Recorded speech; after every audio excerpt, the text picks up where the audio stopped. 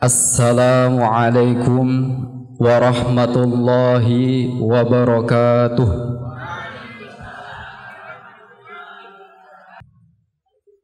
Yang saya muliakan para alim ulama, para kiai, para tokoh, khususnya kepada Mbah Sowi walau kana ghaiban. Mbah Sowi, Romo Kiai Haji Sowi nggih. Laras, walau kana ghaiban, meskipun enggak ada di sini. Kita doakan sama-sama semoga beliau dikasih umur panjang. Semoga urusannya dimudahkan oleh Allah Ta'ala, dan semoga senantiasa memberikan manfaat kepada kita semuanya. Amin. Yang saya hormati dan yang saya muliakan, kepada keluarga besar Ibu Nyai Siti Mutmainnah. Kalau di Arab itu enggak ada Siti, adanya Sayyidah. Napa? Adanya Sayyidah. Karena orang Jawa yang ngomong Sayyidah angel, dadine direngkes dadine Siti. Tapi sing dikarepnake maknane Sayyidah. Semoga Ibu Nyai Siti Mutmainnah, kita doa bersama-sama, beliau dikasih kesabaran, ketabahan, rezekinya lancar, anaknya menjadi anak yang salihah, dan beliau semoga menjadi benar-benar istri yang salihah dengan barokah mengadakan haul suami yang telah meninggal dunia. Yang saya hormati kepada wali santri Madrasah Diniyah Nurus Syifa dan para santri putra dan santri putri Madrasah Diniyah Nurus Syifa, para ibu, bapak semuanya hadirin hadirat rahimakumullah. Ada peribahasa tak kenal maka tak sayang. Dan saya ingat kepada peristiwanya Al-Imam Abul Hasan Al-Asy'ari, Imam Ahlu Sunnah wal Jamaah. Beliau itu pernah mengatakan, man arafani faqad arafani, wa man lam ya'rif fa inni u'arrifu li nafsi. Orang yang telah mengenal aku, sungguh dia telah mengenal aku. Dan orang yang tidak mengenal aku, sekarang saya perkenalkan diriku kepada panjenengan semua. Tertulis temriki namine kula Malik Abdul Aziz. Kula saking Brebes. Pada bae ngapak. Wong Cilacap yang ngapak, Brebes ya ngapak. Wis pokoke campur aduk temri makanya. Asline tiyang Brebes. Terus riyin kula ditugasaken teng pondok pesantren Nurul Anwar, cabang dari pondoknya Mbah Maimun Zubair di Papua, Jayapura. Dan sekarang saya ditugaskan untuk mengisi acara haul Bapak Hanatri Permana dan Simbah Putri Haji Kasyam. Dan kita semuanya hadir di sini pastinya mau mendoakan bersama-sama semoga almarhum almarhumah, amal yang telah dilakukan di dunia berupa amal baik semoga diterima oleh Allah Ta'ala. Amin. Semoga kuburannya dijembarkan. Semoga kuburannya diluaskan 70 hasta. Amin. Dan semoga kita semuanya mendapatkan barokah atas perbuatan baik yang kita lakukan, yaitu ihda'us tsawab, mengirimkan pahala kepada almarhum dan almarhumah. Amin. Para bapak dan para ibu semuanya rahimakumullah. ketika kita memperingati haul. Haul itu bahasa Arab yang artinya adalah 1 tahun. Ini tak lepas memberikan peringatan kepada kita bahwa kita semuanya akan meninggal dunia, bahwa kita semuanya akan mengalami kematian. Di dalam Al-Quran Allah subhanahu wa ta'ala berfirman, kullu nafsin dha'iqatul maut, yang maknanya adalah bahwa setiap jiwa akan merasakan yang namanya kematian. Jika memang ajal telah datang, maka tidak ada pintu untuk menolaknya. Tidak bisa satupun untuk menghindari yang namanya kematian. Orang yang meninggal dunia ini terkelompok menjadi 2. Yang pertama, meninggal dunia dalam keadaan husnul khatimah. Yang kedua, meninggal dunia dalam keadaan su'ul khatimah. Lah, apa arti dari meninggal dunia dalam keadaan husnul khatimah? Apakah orang yang meninggalnya dalam keadaan sujud berarti dipastikan husnul khatimah? La, tidak. Apakah orang yang meninggal dunia dalam keadaan sholat dipastikan dia meninggal dalam keadaan husnul khatimah? Tidak. Tapi yang dimaksud dengan husnul khatimah yakni orang tersebut meninggal dunia dalam keadaan membawa iman yang benar. Tidak bisa dipastikan orang yang meninggal dunia dalam keadaan sujud dipastikan bahwasannya dia meninggal dunia dalam keadaan beriman kepada Allah dengan benar. Dan juga tidak bisa dipastikan orang yang meninggal dunia dalam keadaan maksiat terus kemudian dipastikan matinya su'ul khotimah. Tidak. Karena tolak ukur meninggal dunia dalam keadaan husnul khotimah atau su'ul khotimah, tolak ukurnya adalah ketika meninggal dunia dalam keadaan beriman, ini berarti meninggal dalam keadaan husnul khotimah. Apabila meninggal dunia dalam keadaan tidak beriman, maka ini disebut meninggal dunia dalam keadaan su'ul khotimah. Jaminan orang yang meninggal dalam keadaan husnul khotimah adalah surga. Jaminan orang yang meninggal dunia dalam keadaan su'ul khotimah adalah neraka. Yang diharapkan kita saat ini apa coba? Kalau kita renungkan, yang namanya harta, jabatan, semuanya akan meninggalkan kita semua. Coba kalau ada musibah, ada orang bertahun-tahun kerja di luar negeri, bertahun-tahun sampai 10 tahun numpuk uangnya, ingin bangun rumah, tapi madrasahnya belum dibangun, rumahnya gede-gedean.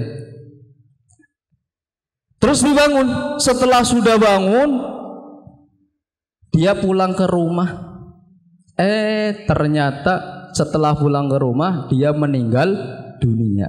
Coba, sudah merasakan apa yang diinginkan? Tidak. Sudah dibangun lama-lama bertahun-tahun, kemudian gempa, hancur hanya sekedar 1 menit, 2 menit, 3 menit.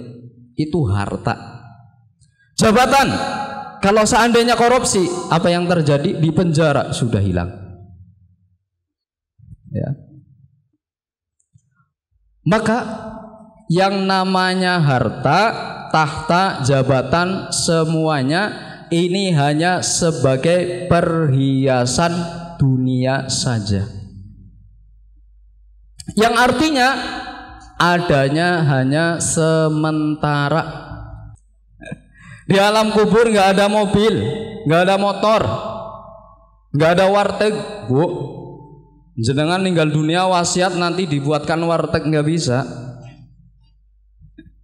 Jenengan meninggal dunia terus nanti dijajar sama motor nggak bisa.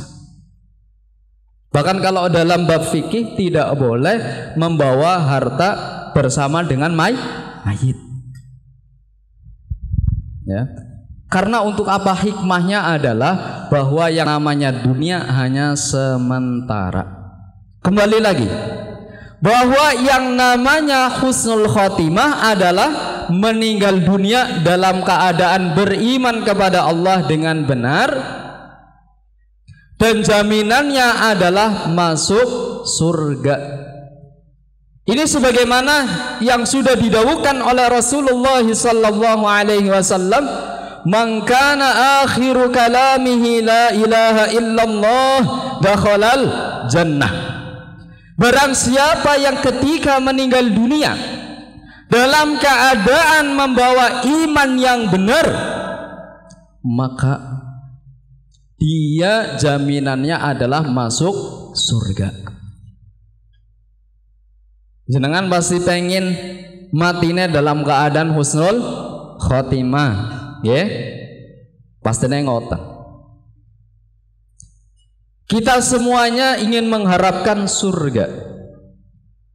Kita semuanya ingin mengharapkan meninggal dunia dalam keadaan husnul khotimah.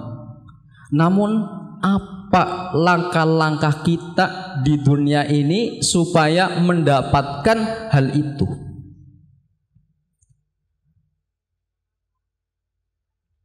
Langkah-langkahnya adalah kita mengaji ilmu agama kepada guru yang terpercaya, yang dapat dipertanggungjawabkan isi penyampaiannya baik di dunia maupun di akhirat. Ini adalah ciri-ciri orang yang mendapatkan nantinya meninggal dunia dalam keadaan husnul khotimah. Di dalam hadis disebutkan, may yuridillahu bihi khairan yufaqihu fiddin. Kalau Mbah Nawawi Al-Bantani dalam kitab tausihnya menjelaskan, orang yang dikehendaki Allah Ta'ala kebaikan. Maksudnya apa? Maksud dari kebaikan di sini adalah meninggal dunia dalam keadaan husnul khatimah, maka orang tersebut akan dimudahkan oleh Allah Ta'ala untuk mendalami ilmu agama, belajar ilmu agama kepada guru yang terpercaya, yang dapat dipertanggungjawabkan, sanadnya mutasil sampai kepada Rasulullah sallallahu alaihi wasallam, dan dimudahkan baginya untuk melakukan perbuatan-perbuatan yang baik. Nah, ini ciri-ciri orang yang meninggal dunia dalam keadaan husnul khotimah. Iman kepada Allah Subhanahu wa ta'ala adalah salah satu syarat diterimanya amal salih. Jadi para ulama itu mengatakan, amal-amal solih itu bisa diterima oleh Allah Subhanahu wa ta'ala dengan 3 syarat.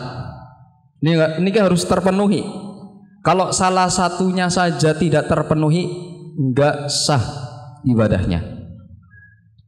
Yang pertama adalah beriman kepada Allah Ta'ala dengan benar, sebagaimana yang telah difirmankan oleh Allah Subhanahu wa ta'ala, فَمَنْ يَعْمَلْ مِنَ الصَّالِحَاتِ مِنْ ذَكَرٍ أَوْ أُنْثَى وَهُوَ مُؤْمِنٌ فَأُولَئِكَ يَدْخُلُونَ الْجَنَّةَ وَلَا يُظْلَمُونَ نَقِيرًا.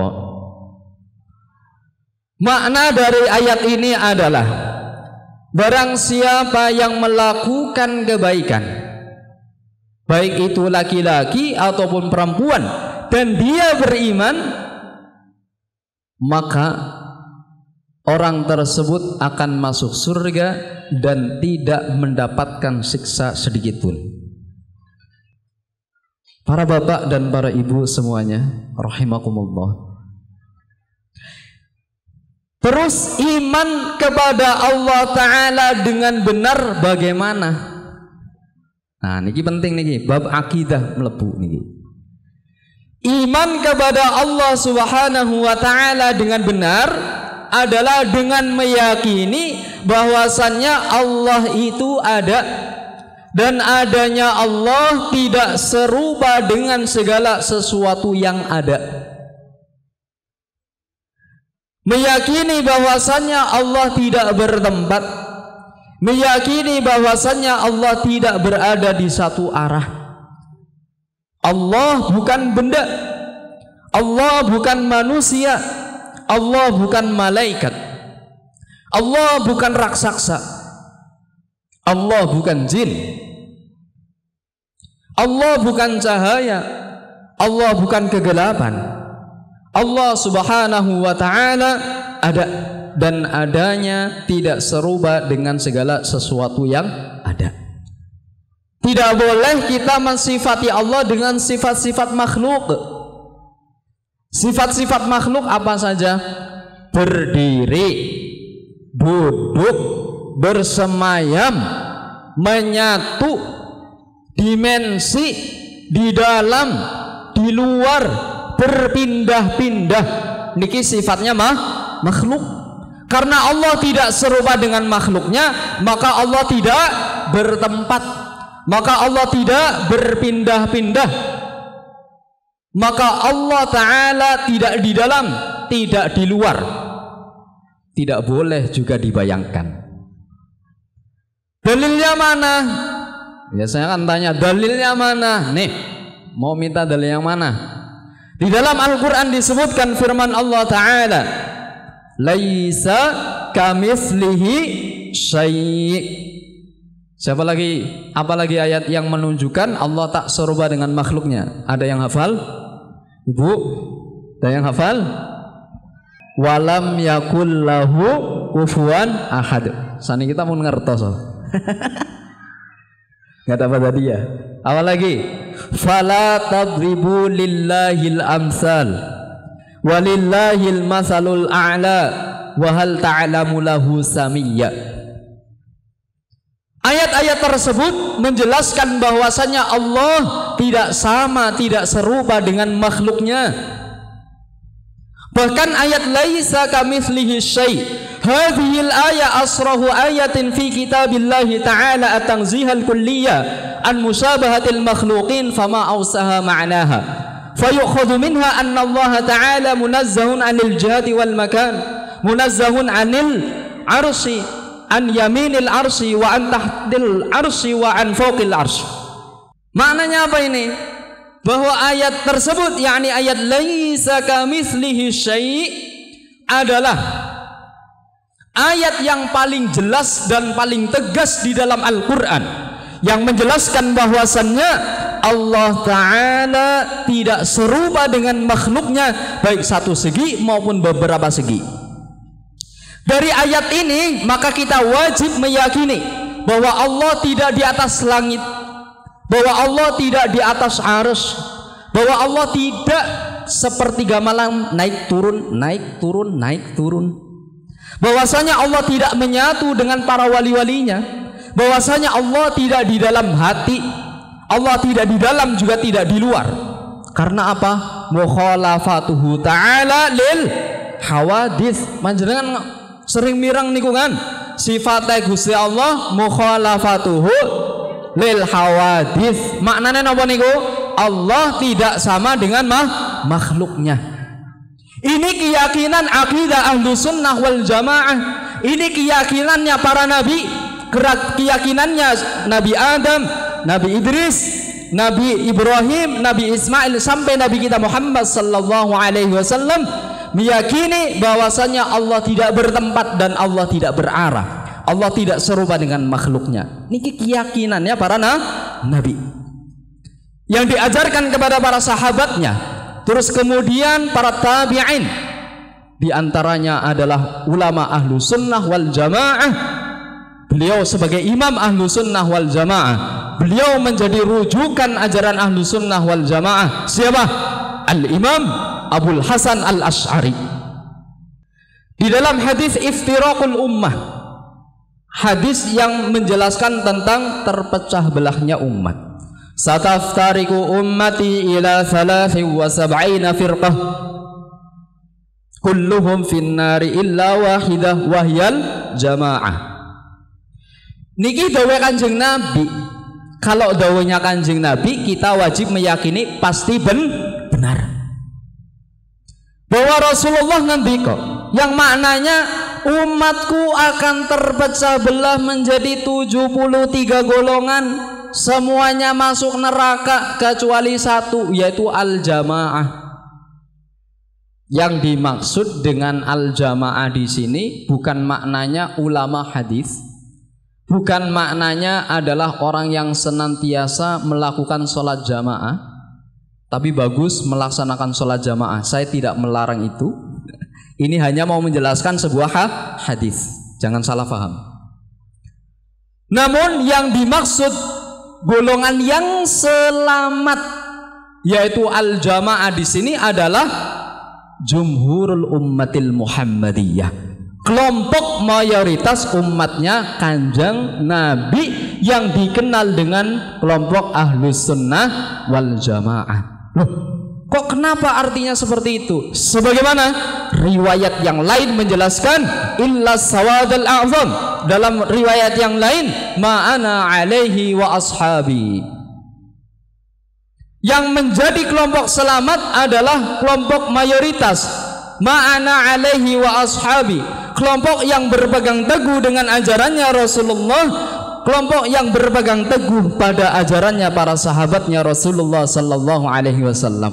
Maka semuanya ngaku-ngakunya ahlu sunnah wal jamaah. Apakah pengakuan itu sudah mencukupi bahwasannya dipastikan orang tersebut keyakinannya benar? Tidak. Harus disertai dengan bukti dan dalilnya. Para bapak dan para ibu rahimakumullah, definisi ahlu sunnah wal jamaah sebagaimana yang dijelaskan oleh Al-Hafiz Murtada Az-Zabidi dalam kitab Syarah Ihya Ulumuddin, nama kitabnya Ithafus Sadatil Muttaqin. Di situ dijelaskan, idza utliqa ahlu sunnati wal jamaah fal muradu bihim al-asy'ariyah wal maturidiyah. Ketika disebutkan kata ahlu sunnah wal jamaah, maka yang dimaksud adalah kelompok pengikut Asy'ariyah dan Maturidiyah. Kelompok Asy'ariyah niku yang didirikan oleh Al-Imam Abul Hasan Al-Asy'ari. Kelompok Al-Maturidiyah niku kelompok yang didirikan oleh Al-Imam Abu Mansur Al-Maturidi. Kedua kelompok ini sama, nggak ada bedanya, sama, nggak ada perbedaan di antara dua kelompok ini yang saling mengkafirkan, saling menyesatkan, tidak ada.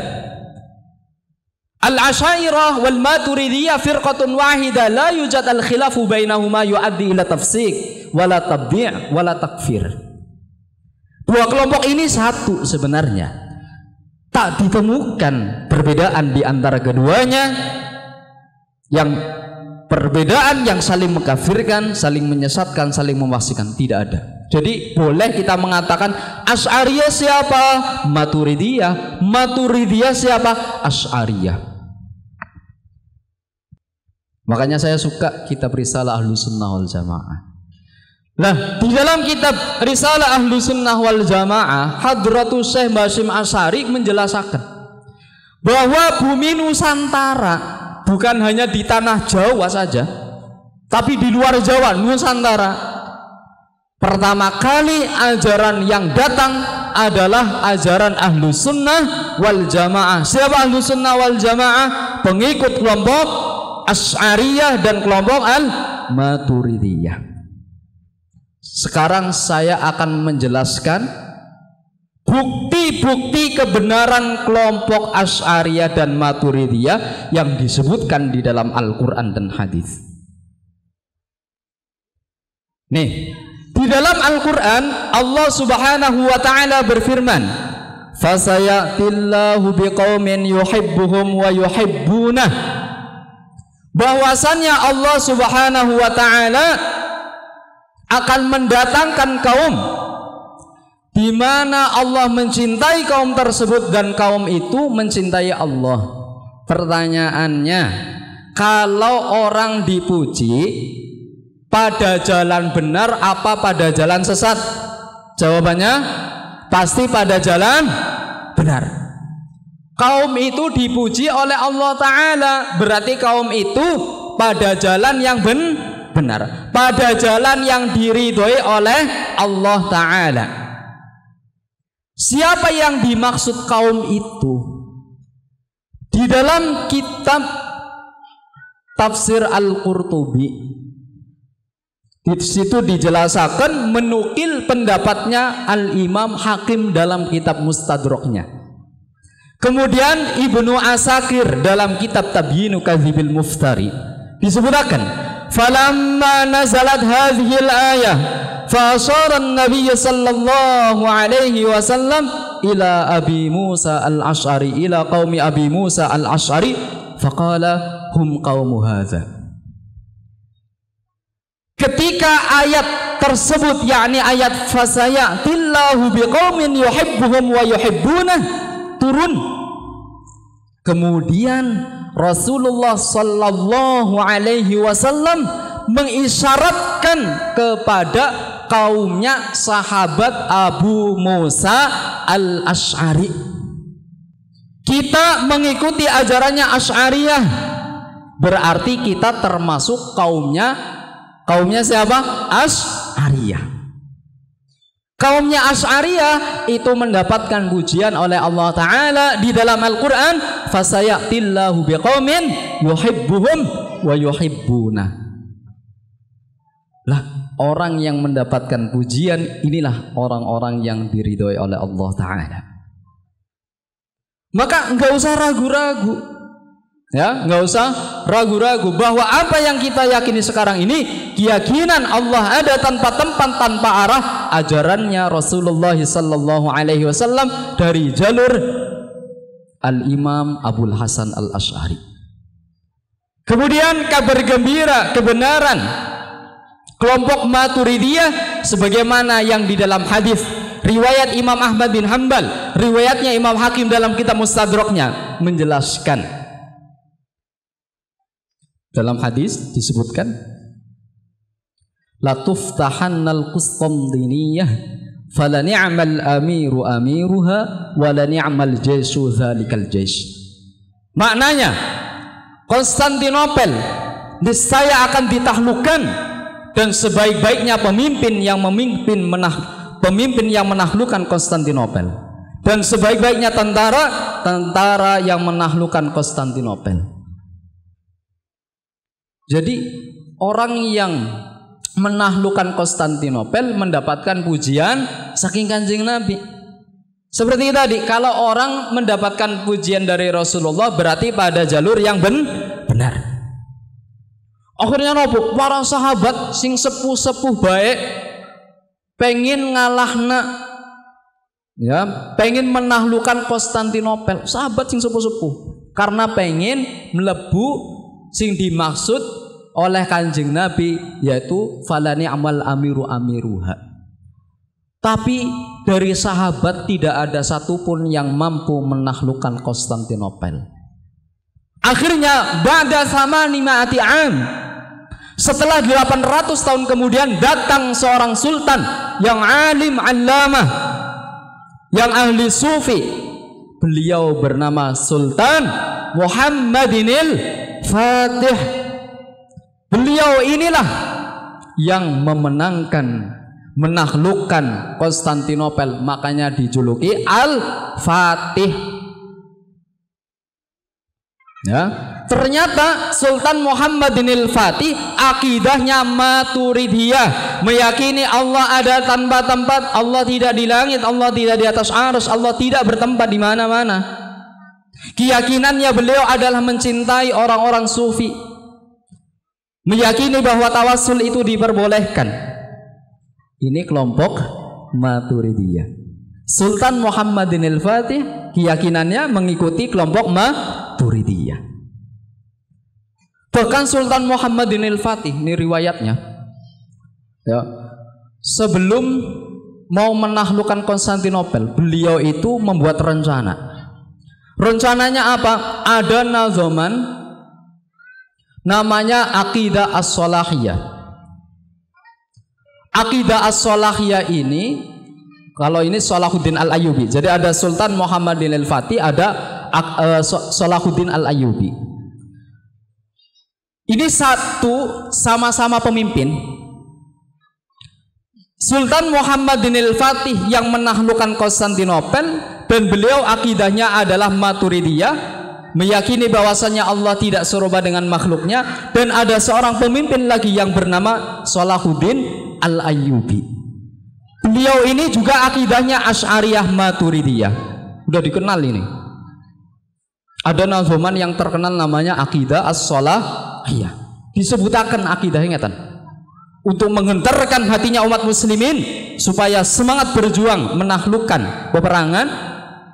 Salahuddin Al-Ayyubi memerintahkan seluruh masjid musola sebelum waktu subuh mengumandangkan akidah Salahiyah. Apa akidahnya?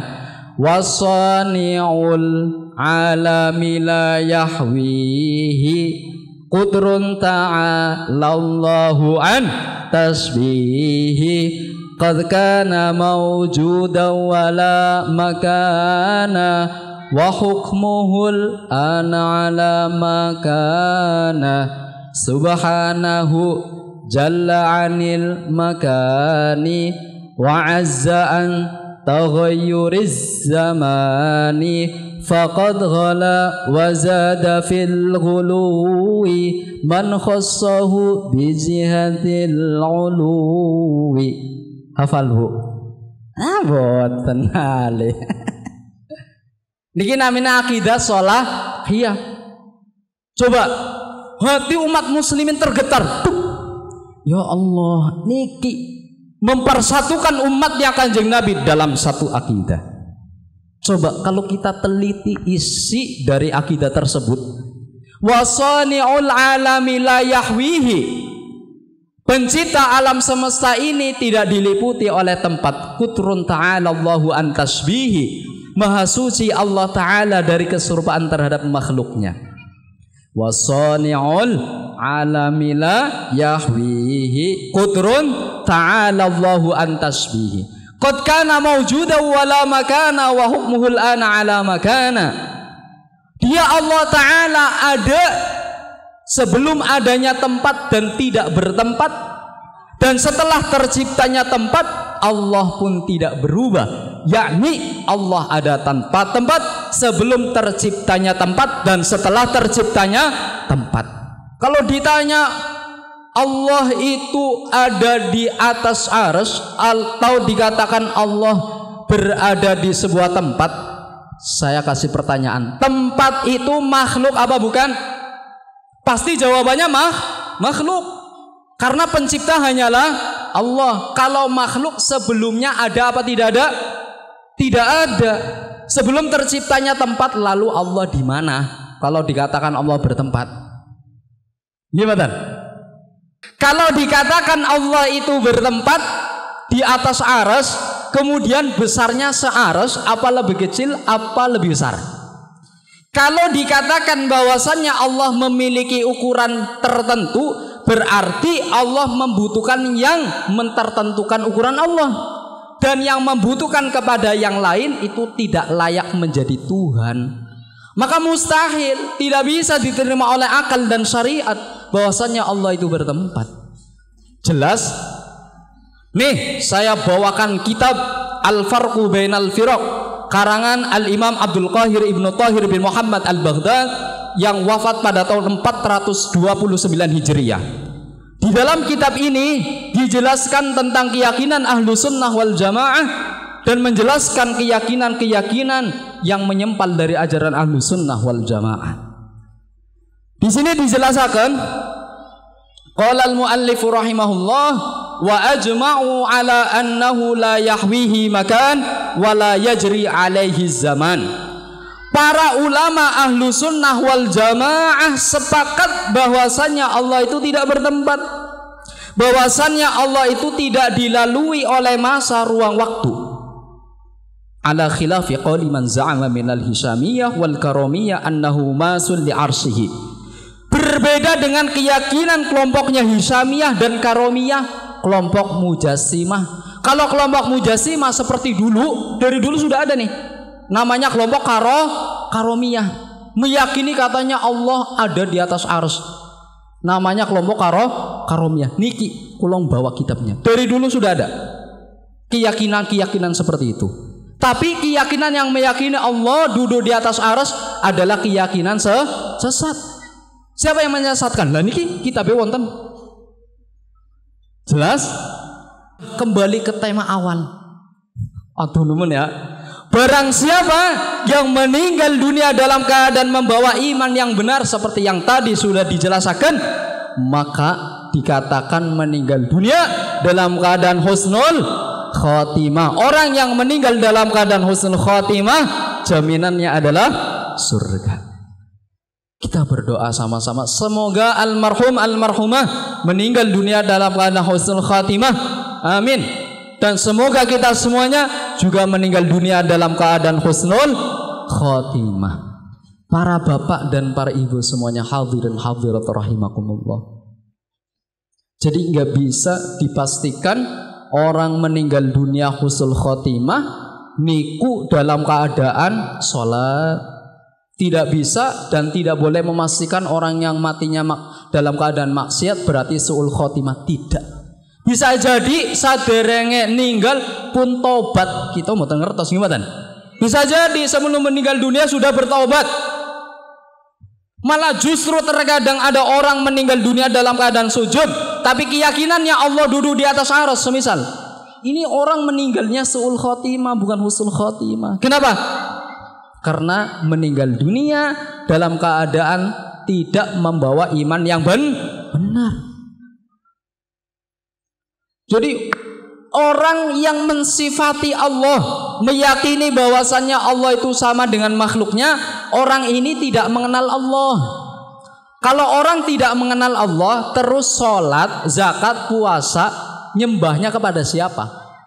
Kepada selain Allah, na'udzubillah. Makanya dalam kitab Aqidah At-Thahawiyah, kitab yang masyhur di kalangan pesantren, para santri ngertos kitab Aqidah At-Thahawiyah yang dikarang oleh Al-Imam Abu Ja'far Al-Thahawi, yang disebutkan dalam awalnya hadza dzikru bayani aqidati ahli sunnati wal jamaah ala madhhabi fuqaha ilmin la Abi Hanifah an-Nu'man bin Thabit al-Kufi wa bi Yusuf Yaqub ibn Ibrahim al-Ansari wa bi Abdullah Muhammad bin Hasan Asy-Syaibani ridwanullahi alaihim ajma'in wa ma ya'taqiduna min usuliddin wa yadinuna bihi rabbil alamin. Kula hafal Bu. Luar biasa, fadlun minallah. Nah di dalam kitab itu dijelaskan waman wasafallaha bima'nan min ma'anil bashar faqad kafar. Orang yang mensifati Allah satu sifat saja dari sifat-sifatnya makhluk, maka imannya rusak, naudzubillah. Maka saya ingatkan kepada diri saya sendiri dan panjenengan semuanya agar berpegang teguh, jangan sampai tergoda, jangan sampai tergiur, jangan sampai terbujuk dengan titel dokter Andes, magister. Jangan. Yang dilihat adalah isi penyampaiannya sesuai dengan syarat apa tidak. Gimana? Ada dokter mengatakan katanya rukun wudunya cuma 2. Kita ngaji dari kecil sampai sekarang ini, baik Safinatun Najah, Takrifatul Qorib, kemudian sudah mulai Fathul Mu'in, Fathul Wahab Mahalli. Iku sing jenenge arkanul wudu ya cuma 6. Gimana? 6. Ngomong kok sudah dokter katanya rukun wudu ada 2. Niki kan bahaya, mesane masyarakat kan bingung ngeten niki. Gimana? Bingung. Para ibu semuanya yang saya hormati dan yang saya muliakan, karena kita semuanya akan merasakan yang namanya kematian, maka kita harus persiapkan untuk bekal nanti di akhirat, yaitu amal sholih yang syarat diterimanya dengan pertama iman yang benar. Syarat yang kedua harus berilmu sesuai dengan syariat. Jadi semisal wonten tiyang salat terus mboten wudu, sah napa mboten salate? Mboten. Dikira sah karena tidak didasari dengan ilmu. Kalau orang salat kemudian bawa najis, sah napa mboten? Mboten. Dikira sah kranten mboten gada ilmu. Salat subuh 2 rakaat ternyata dia 4 rakaat. Sah napa mboten salate? Ya mboten. Wonten bahkan tiyang salat niku hanya zuhur, asar, maghrib, isya, enggak ada subuhnya. Ada orang keyakinan itu. Oke. Allahu akbar. Wonten.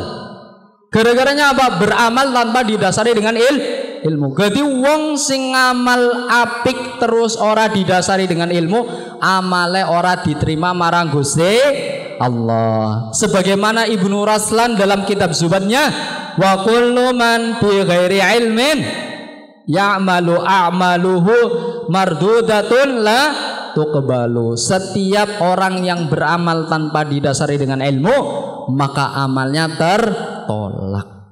Ana wong tayamum, ya tayamume nang endi coba? Debune nang kaca. Jadi kaca ana debune gawe tayamum. Sah napa mboten niku? Ya mboten sah. Sing arane tayamum ke turab fihi hubar. Turab niku maknane tanah, hubar niku artinya debu, tanah yang ada debunya, bukan kaca yang ada debunya. Gimana? Teng kitab-kitab kan ngoten, turab fihi hubar, bukan zujaj fihi hubar. Niki mazhab Syafi'i. Nggih. Harus dengan didasari dengan ilmu. Yang terakhir, niki terakhir.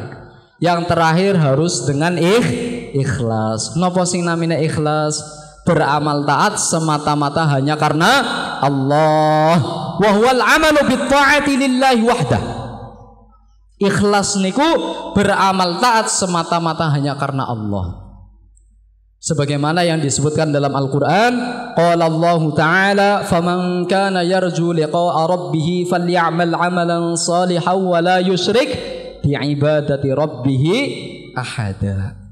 Jadi syarat diterimanya amal, artinya amalan niku sah lan diterima marang Gusti Allah kudu ikhlas. Jadi ngaji karena Gusti Allah, salat kranten Gusti Allah, wudu karena Gusti Allah, ninggalna maksiat karena Gusti Allah. Lha primen nyong yen salat ke pengine oli surga, men mlebu surga lan oli pahala niku ikhlas napa mboten? Jawabannya ikhlas. Ya, mboten napa jenengan salat kranten, wah aku salat pengen oli pahala, enggak apa-apa, enggak dilarang dalam syariat, enggak apa-apa. Yang dilarang niki, nah niki. Yang dilarang ketika kita sholat, ketika kita beribadah ingin mendapatkan pujian dari orang lain. Lah ini baru namanya riya. Napa riya? Ingin dipuji oleh orang lain. Beramal baik ingin dipuji oleh orang lain. Lah kalau orang melakukan ibadah mengharapkan pujian dari orang lain, maka dia tidak mendapatkan pahala, justru terjatuh dalam kemaksiatan. Sebagaimana yang disebutkan dalam hadis, ittaqur riya'a fa innahu syirkul asghar. Jauhilah yang namanya riya, karena riya adalah dosa besar. Wonten hadis an Abi Umamah Al-Bahili, ara'aita rajulan yaltamisu ghaza wa dzikra fama lahu. Ya Rasulullah, kata sahabat Abu Umamah Al-Bahili, bagaimana pendapat engkau tentang seseorang yang berperang? Dia ada tujuan ingin dipuji oleh orang lain dan tujuannya untuk berperang. Dawuhnya Kanjeng Nabi, la syai'alah, tidak mendapatkan apa-apa. Kanjeng Nabi ditanya seperti itu diulang-ulang 3 kali, jawabannya Kanjeng Nabi sama, la syai'alah, tidak mendapatkan apa-apa. Terus kemudian dawuhnya Kanjeng Nabi, innallaha la yaqbalu minal amal illa ma kana khalisan lah wa mabtughiya bihi wajhuhu. Sesungguhnya Allah Ta'ala tidak akan menerima amal baik kecuali disertai dengan niat ikhlas karena Allah Subhanahu wa Ta'ala. Maka dari itu berpegang teguhlah dengan iman yang benar. Saat beramal harus didasari dengan ilmu dan disertai dengan ikhlas. Ini bekal kita nanti akan diterima oleh Allah Subhanahu wa taala yang akan menemani kita, yang setia bukan PHP nanti di alam kubur. Apa? Amal baik. Carilah wahai anak muda dan para bapak dan para ibu yang akan menemani Anda, bukan mencari menggebu-gebu sesuatu yang akhirnya akan meninggalkan panjenengan semua. Apa yang akhirnya akan meninggalkan panjenengan semua? Dunia. Orang yang mencari dunia bagaikan orang yang sedang menghitung pasir yang ada di tepi lautan, nggak ada habisnya. Yang hanya dapat adalah capek dan lelah. Orang yang paling kaya sedunia pun dia masih butuh yang namanya dunia, nggak ada habis-habisnya. Maka menggebu-gebulah mencari sesuatu yang akhirnya akan bersama panjenengan semua, yaitu amal soleh. Jangan menggebu-gebu mencari sesuatu yang akhirnya akan meninggalkan panjenengan. Paham ya? Leres pundalu. Sebelum kita tutup pengajian ini, kita bersama-sama mendoakan khususnya kepada almarhum dan almarhumah Bapak Hana Tri Permana dan Mbah Simbah Putri Hajah Kasim. Semoga di sana mendapatkan kelapangan, mendapatkan kenikmatan di alam kubur dengan doa-doa kita semuanya. Bismillahirrahmanirrahim. Allahumma salli ala sayyidina wa maulana Muhammad. Alhamdulillahi rabbil alamin. Hamdan syakirin, hamdan na'imin, hamdan yuafi ni'amahu yukafi'u mazidah. Ya Rabbana lakal hamdu kama yanbaghi li jalali wajhikal karim wa li 'azimi sultanik. Allahumma salli wa sallim ala sayyidina Muhammad. Allahumma fir lahum warhamhum wa'afi wa'fu anhum. Allahumma ja'al qabrahum rawdatan min riyadil jinan wa la taj'al qabrahum ghufratan min nufarin niran. Allahumma ja'al qabrahum rawdatan min riyadil jinan wa la taj'al qabrahum ghufratan min hufarin niran. Allahumma ja'al qabrahum rawdatan min riyadil jinan wa la taj'al qabrahum ghufratan min hufarin niran. Allahumma ighfir lana dhunubana wa lil mu'minina wal mu'minat. Allahumma inna nas'aluka imanan daima wa qalban khashi'a wa ilman nafi'a wa rizqan halalan tayyiba. Allahumma 'allimna ma yanfa'una wanfa'na bima 'allamtana wa zidna 'ilma. Allahumma arzuqna ru'yatan nabiyyil mustafa fi hadhihi lailah wa fi kulli lailah ala suratihi al-asliyah. Allahumma thabbitna ala aqidati ahli sunnati wal jamaah. Rabbana zalamna anfusana wa illam taghfir lana wa tarhamna lanakunanna minal khasirin. Rabbana la tuzigh qulubana ba'da idh hadaitana wa hab lana min ladunka rahmah innaka antal wahhab.